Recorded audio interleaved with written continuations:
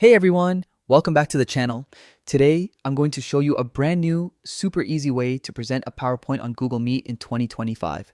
Whether you're teaching, pitching, or just sharing slides, I've got you covered. All right, let's jump right in. First, make sure your PowerPoint is ready to go.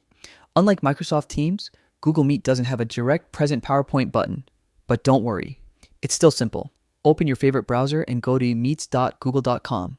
If you have a meeting link, paste it in. If not, click on Create a new meeting and select Start an instant meeting. Allow Google Meet to access your camera and microphone.